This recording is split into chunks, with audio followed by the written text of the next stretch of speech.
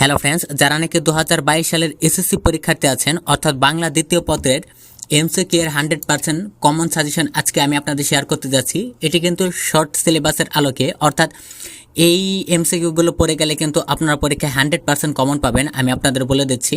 কারণ এই প্রশ্নগুলো সংগ্রহ করা হয়েছে অভিজ্ঞ টিচারের যে সাজেশন সেখান থেকে, অর্থাৎ বিগত বিভিন্ন স্কুল কিংবা বিভিন্ন বোর্ডে এইসব প্রশ্ন কিন্তু এসেছে। সো সেখান থেকে কিন্তু প্রশ্নগুলো তৈরি করা হয়। মূলত আমি আপনাদের পড়ে শোনাচ্ছি।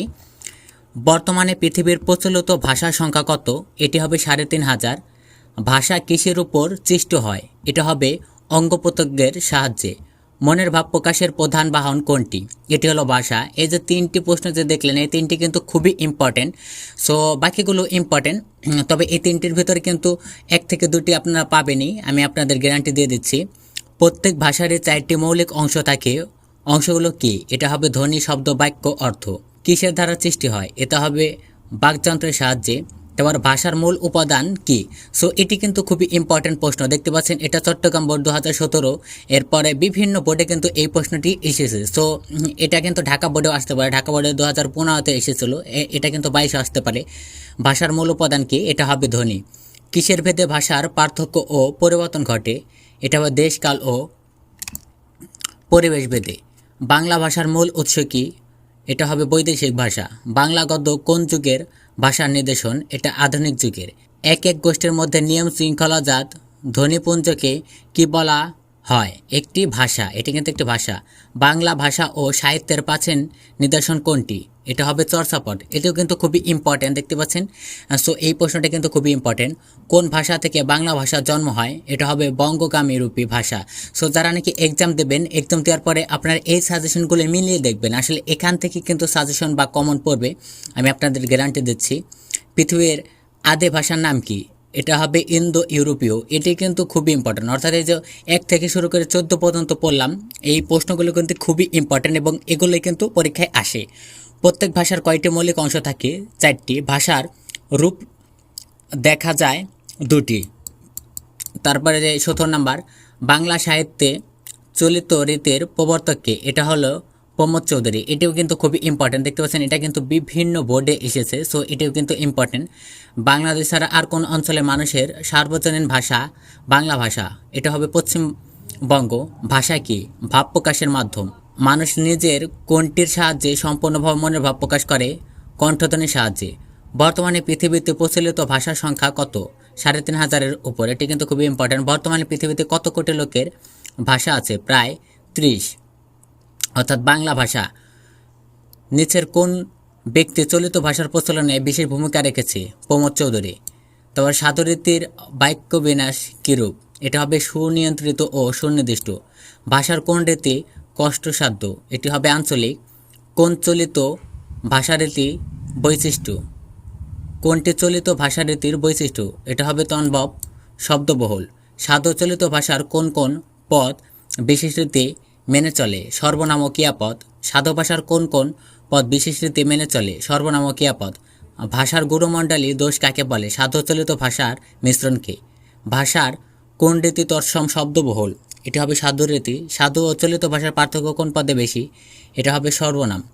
সো তারপর যদি আমি অন্যটায় যাই, দেখতে পাচ্ছেন এগুলো কিন্তু খুবই ইম্পর্টেন্ট এবং যে শর্ট সিলেবাস অনুযায়ী যে 4টি অধ্যায় দিয়ে আছে সেটি কিন্তু আমি আপনাদের শেয়ার করছি। দেখতে পাচ্ছেন নিচের কোনটি বিশেষ নিয়মে সাধিত স্ত্রীবাচক শব্দ? এটা হবে লাস্টেরটি, দেখতে পাচ্ছেন গরীয়সী।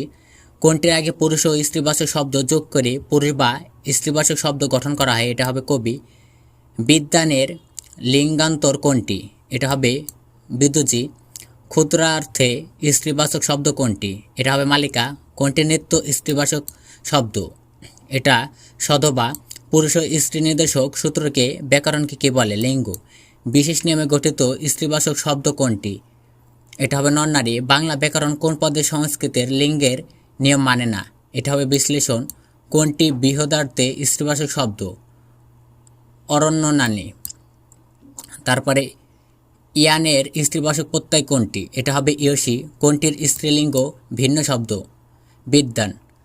নিত্য স্ত্রীবাচক তৎসম শব্দ কোনটি? কুলটা। ক্ষুদ্রাটে স্ত্রীবাচক শব্দ কোনটি? পুস্তিকা। তারপরে ঘোষজা কোন অর্থে স্ত্রীবাচক শব্দ? কন্যা অর্থে।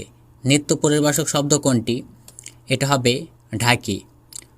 পুস্তিকা শব্দে ইকা কোন অর্থে ব্যবহার করা হয়েছে? ক্ষুদ্রাতে। কোনটি আপত্যাযোগে সাধিত স্ত্রীবাচক শব্দ?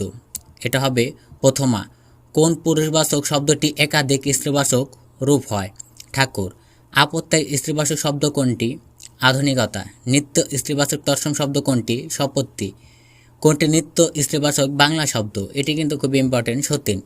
নাটিকা কোন অর্থে স্ত্রীবাচক শব্দ? এটি ক্ষুদ্রাতে। ক্ষুদ্রার্থে। কোনটি দুটি পুরুষবাচক শব্দ? এটা হবে ননদ। সো ফ্রেন্ডস, তারপরে যদি আমি আরও যাই, দেখতে পাচ্ছেন কোনটি লিঙ্গান্তর হয় না? কবিরাজ। যেসব পুরুষবাচক শব্দের শেষে তা রয়েছে স্ত্রীবাচকরা বোঝাতে সে শব্দ কি হয়? স্ত্রী। ক্ষুদ্রাটে ইকা স্ত্রী প্রত্যয়ের ব্যবহার কোনটি? মালিকা। তারপরে দীর্ঘই প্রত্যয় যোগে সংস্কৃত স্ত্রীবাচক শব্দ কোনটি? কিশোরী। কোনটি স্ত্রীবাচক শব্দ হয় না? কবিরাজ। কোনটি সঠিক? বাংলা স্ত্রীবাচক শব্দের বিশ্লেষণ স্ত্রীবাচক হয় না, যেমন সুন্দর ছেলে ও সুন্দর মেয়ে। কোন স্ত্রীবাচক শব্দটি দুটো পুরুষবাচক শব্দ আছে? এটা হবে ননদ। নিচের কোনটি সংস্কৃত স্ত্রী প্রত্যয়বাচক শব্দ? এটা হবে কুমারী। কোনটি দীর্ঘই প্রত্যয় যোগে গঠিত স্ত্রীবাচক শব্দ? এটা ব্যঙ্গমী। কোনটি স্ত্রীবাচক শব্দ আপত্যায় যোগে গঠিত হয়? নবীন। বরের স্ত্রীবাচক শব্দ কোনটি? এটা হবে কনে। সো নিত্য স্ত্রীবাচক তৎসম শব্দ কোনটি? এটা কুলটা। আমি জাস্ট এখানে অনেক প্রশ্ন কিন্তু আছে, অর্থাৎ আপনারা এগুলো স্ক্রিনশট দিয়ে তারপরে কিন্তু পড়বেন। আমি জাস্ট যেগুলো ইম্পর্টেন্ট সেই সাজেশনগুলো আপনাদের শেয়ার করছি। আর সো ফ্রেন্ডস, দেখতে পাচ্ছেন এই যে এখানেও কিন্তু সাজেশন আছে, আমি জাস্ট আপনাদের দেখে দিচ্ছি। এই যে যেগুলো ইম্পর্টেন্ট অর্থাৎ কমন সাজেশন সেগুলো কিন্তু আমি আপনাদের মাঝে শেয়ার করব। ক্ষুদ্রার্থে স্ত্রীবাচক শব্দ কোনটি? এটা হবে মালিকা। সো দেখতে পাচ্ছেন আপনারা এক এক করে এখান থেকে কিন্তু পড়ে নেবেন। আমি জাস্ট স্ক্রিনশটগুলো শেয়ার করছি। এই যে এখানে কোন স্বরবর্ণের সংক্ষিপ্ত রূপ নেই? এটা হবে স্বর। এটি কিন্তু খুবই ইম্পর্টেন্ট এবং এই প্রশ্নটি মাস্ট বি আসবেই। সো এটি আপনারা পড়বেন। শব্দের ক্ষুদ্রতম একক কোনটি? ধ্বনি। তারপর নিম্নে অবস্থিত সম্মুখ স্বরধ্বনি কোনটি? এটা হবে হ্রস্ব। তারপরে এই যে ধ্বনির প্রতীক বা সংকেতকে কি বলে? এটি কিন্তু খুবই ইম্পর্টেন্ট প্রশ্ন, এটা হবে বর্ণ। সো তারপরে যদি এই যে কোন বর্ণগুলোর উচ্চারণ স্থান অগ্র দন্ত মূল? এটা দন্তের ন ল স। সো যেগুলো ইম্পর্টেন্ট প্রশ্ন, ব্যঞ্জন বর্ণের সংক্ষিপ্ত রূপকে কি বলে? এটা হবে ফলা। যেগুলো মাস্ট বি কমন সেগুলো আমি আপনাদের শেয়ার করছি, বাকিগুলো আপনারা পড়ে নেবেন। সো দেখতে পাচ্ছেন এটি কিন্তু বিভিন্ন বোর্ডে বিভিন্ন সময় এসেছে, সো এবারও আসার সম্ভাবনা খুবই বেশি। তারপরে কোন কণ্ঠগুলো ধ্বনি? এটা হলো ক, খ, গ, ঘ, ওম। এটাও কিন্তু খুবই ইম্পর্টেন্ট। সো তারপরে যদি 24 নম্বর যাই, দেখতে পাচ্ছেন 24 নম্বর, বাংলা বর্ণমালায় যৌগিক স্বরজ্ঞাপক দুটো বর্ণ কি কি? এটা হবে ওই ও ঔ। তারপরে বাংলা ভাষার কয়টি যৌগিক স্বরধ্বনি রয়েছে? এটি হলো 5টি। এটি খুবই ইম্পর্টেন্ট। সো তারপরে বাংলা বর্ণমালায় যৌগিক স্বরজ্ঞাপন বর্ণ কয়টি? এটি ইম্পর্টেন্ট না। বাংলা বর্ণমালায় যৌগিক স্বরজ্ঞাপক দুটো বর্ণ কি রয়েছে? এটা হবে ওই ও ঔ। সো এটা তো পড়া হলোই। এগুলো কিন্তু খুবই ইম্পর্টেন্ট প্রশ্ন। তারপরে যে একটা আছে ঢসিন্ডা ঢসিন্ডা, ধ্বনির দুটিকে কি বলে? এটা হবে তারণজাত ধ্বনি। খুবই ইম্পর্টেন্ট প্রশ্ন। তারপরে তালিবাসা পেটকাটের মধ্যে দন্তেশ হয়, এই 4টি বর্ণকে কি বলে? এটা হবে উম্ম বর্ণ। তারপরে জাস্ট আমি দেখাচ্ছি কোন দুটি ঘোষ মহাপ্রাণ ধ্বনি? এটা হবে ঘ এবং ঝ। সো তারপরে লাস্টে একটি আছে, এই যে কোনগুলো জিহ্বামূলীয় বা কণ্ঠ স্পর্শধ্বনি? এটা হবে ক, খ, গ, ঘ, ওম। আসল শিক্ষার্থী বন্ধুরা, এগুলি কিন্তু চূড়ান্ত সাজেশন, আপনারা এগুলো পড়ে যাবেন। আশা করি আপনাদের সকলের কমন